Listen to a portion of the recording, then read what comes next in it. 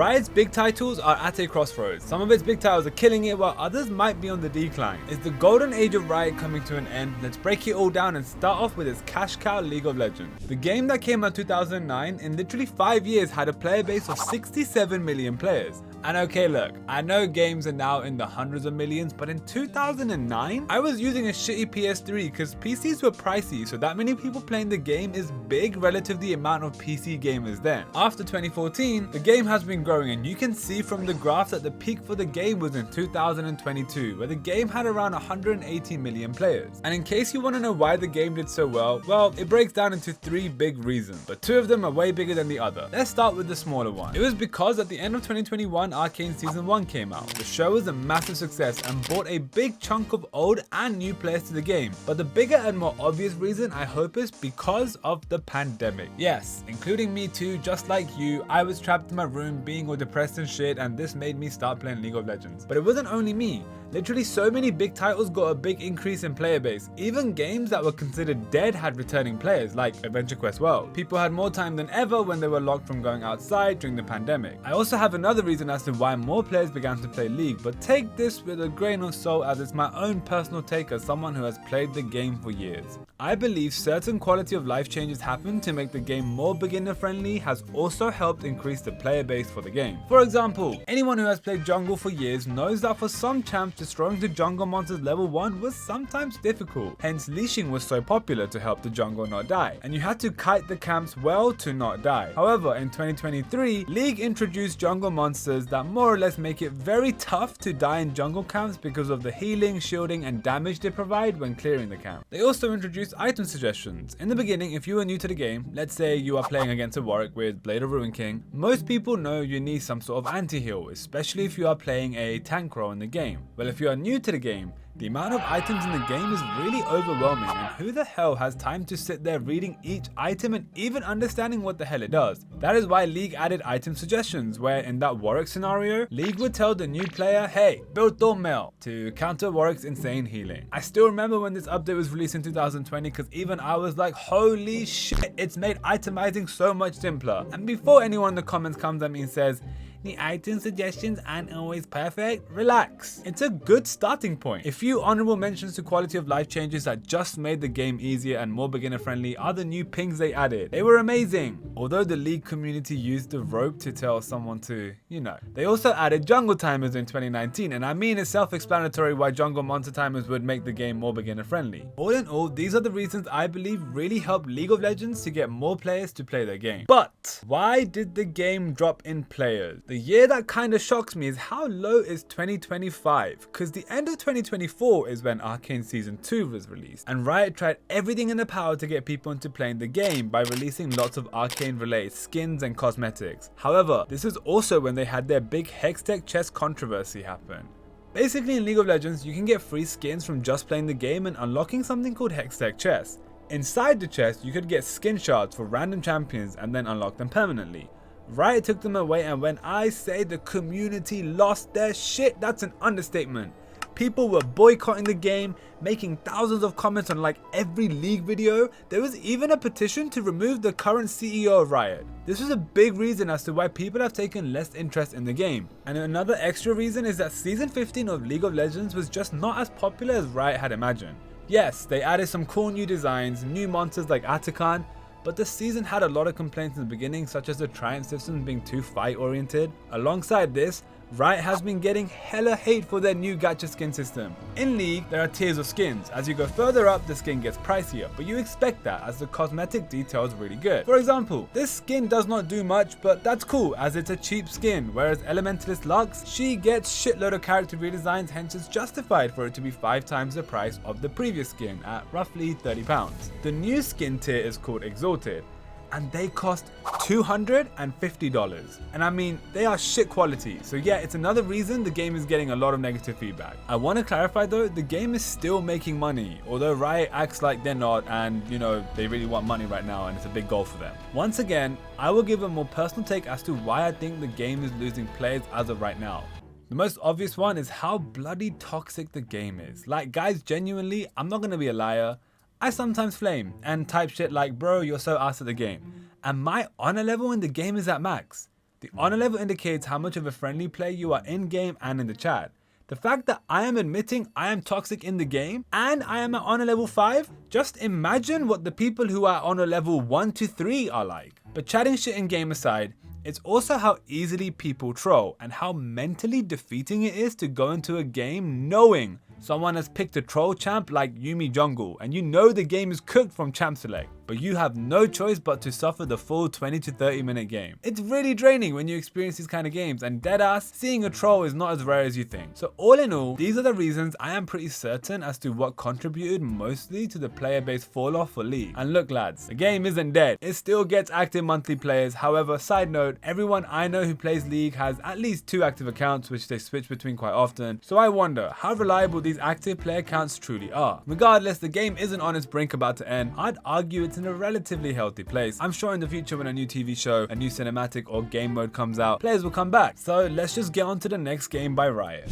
Okay, the next game scammed me hard. I got told that when I download this game, it's Overwatch 2.0, where there's shitload of characters and abilities. I have never been more upset about a game in my life. Yep, the game is Valorant. But forget my opinion, the game came out in 2020 and was extremely successful. I still remember people watching big streamers for hours just to get a key to get early access to the game. In 2022, the game reached an average of 2.2 million average daily players. That shit is crazy. Let's start from the beginning. Valorant released in 2020, and I mean from the graph you can see the game had hella players instantly. Then from July 2020 up until April 2022, the game was growing quite a lot, and after April 2022, it has the odd month with more or less viewers, but in general it's roughly now gaining 17 to 20 million monthly players. Why is this? Well, firstly, like I said, the hype behind the game was insane. Everyone was talking about it when trailers were being released, and honestly, it is not a bad game. Of course, you can argue COVID helped to get more player base too, so I mean, yeah. Obviously, I can say the game is not dying, but there is a lot to decipher about this game. Let's first talk about why the game is not growing anymore, and why is there a similar player base each month from late 2022 to 2025. I think there are a lot of genuine issues with the game that if they got fixed would retain more of the player base, because right now it feels like people are leaving and new people are joining at the same time, which is never great as you want new people and old players to stay in order for a game to grow. The first big issue is how bad the power creep is in Valorant.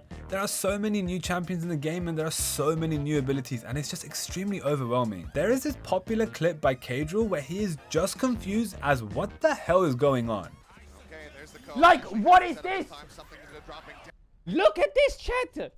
Let's rush the bomb site. Blue wall. Raining smoke. Nami ult. Fucking, I don't know what that is. Fucking Nasus E all over the site. Incoming nukes. Nukes dropping down. Wall. Pushing over the rocket with rocket launcher flying over. Insane splash grenade. Fucking laser beam from the sky. This guy can't see anything. He sees blue. This guy sees yellow. He sees something. He's flashed. This guy peeks. A kill. I can see. I can't see. This guy's casting a spell. More smokes. More rain. More lasers from the sky. Green. This guy's a dog. Sniper. And then the site's taken. Like, what in the fuck is that game?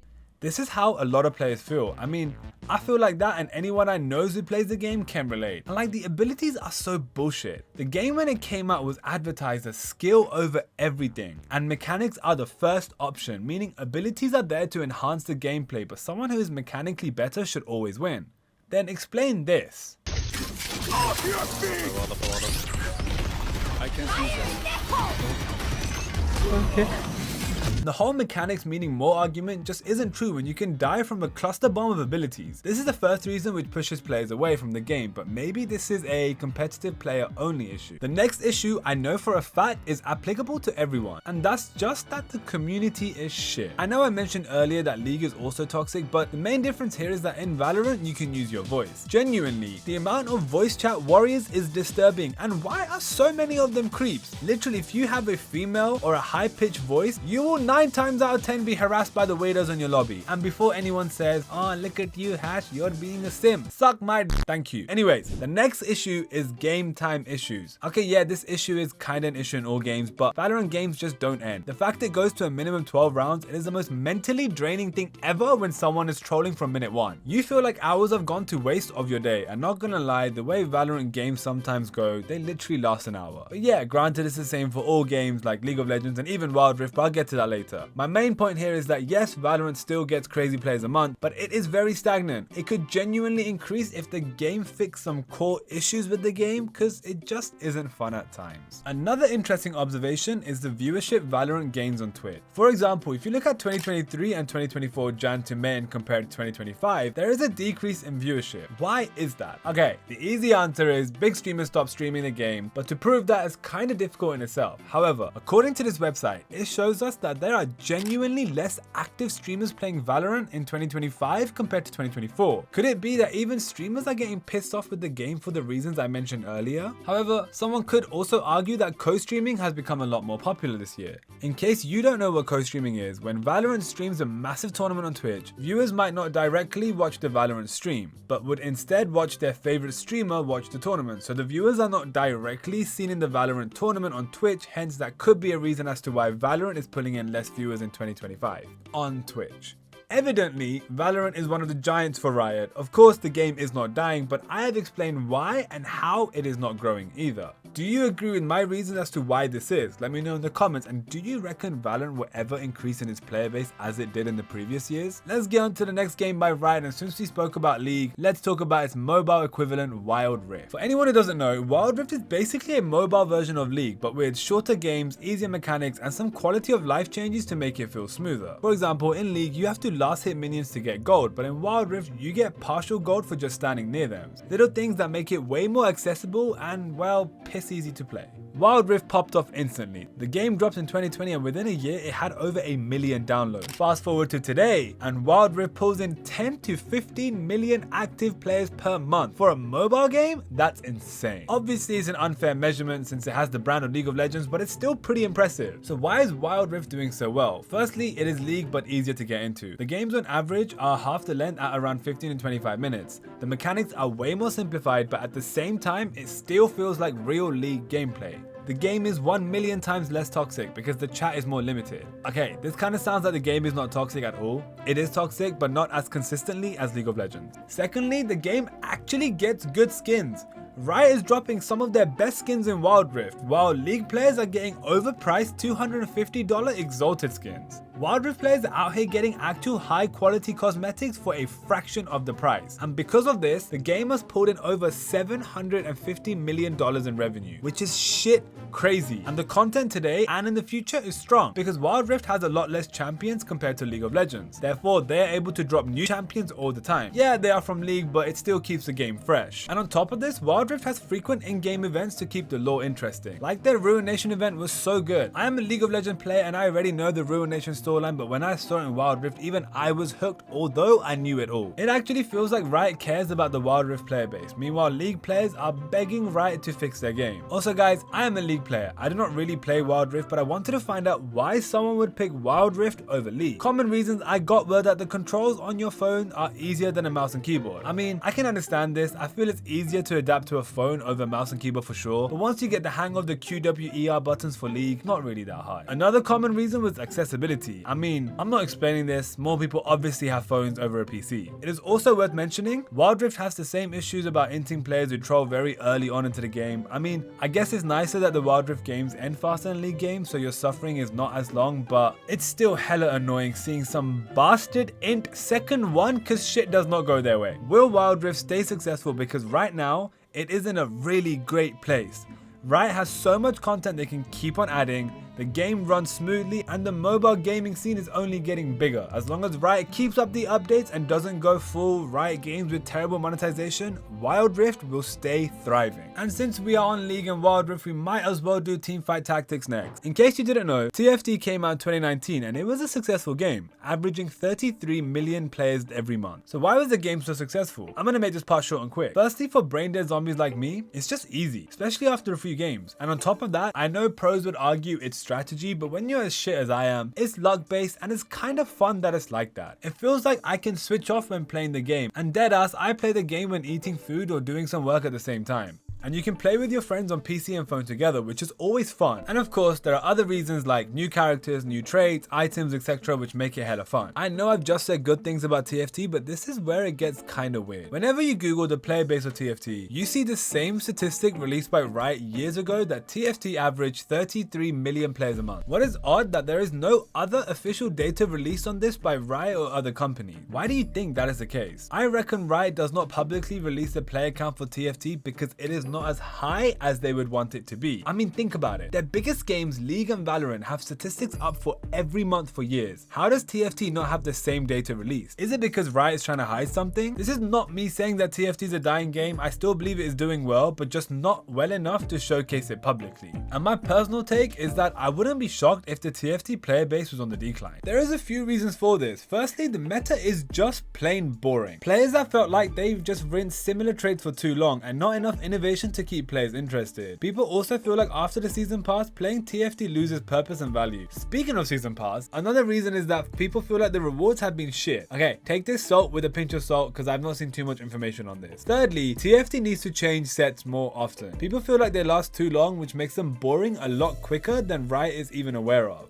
Especially as the casual player goes onto Mobalytics and Googles a broken comp and just copies what works. So literally a lot of games you see the same shit on the board. A minor final reason is that some players complain about new gimmicks like anomalies. As some thought it's cool, but some find it hella confusing and too much new shit in a short duration. I played TFT when it came out and I loved it. I even played it again a year or two ago, but when I play it now, it's actually boring. Yeah, they added a few extra gimmicks, but nothing unique to make me feel like it's something worth grinding for and giving a lot of hours toward. So look, I am sure when TFT was introduced, it was a riskier decision from Riot because these chess kind of games are not too popular and I don't really know any that's bigger than TFT of the same genre. It is not dead per se, but as of right now, there is no official data on the player base, but I reckon it's not doing as well as Riot would want it to. The last big game for Riot is Legends of Runeterra. This one I saved to the end because it's genuinely the most shocking one. Firstly, I cannot be the only one who thought Legends of Runeterra was like 500 years old. Apparently, the game came out 5 years ago. Fair enough. In case you don't know, Legends of Runeterra is Riot Games' digital card game where players build decks from different Runeterra regions and battle it out. It's a mix of strategy and randomness. Kinda like Hearthstone but with more League of Legends flavor. When Legends of Runeterra first dropped in 2020, it had a pretty strong start. Riot Games reported that players were grinding through over 10 million games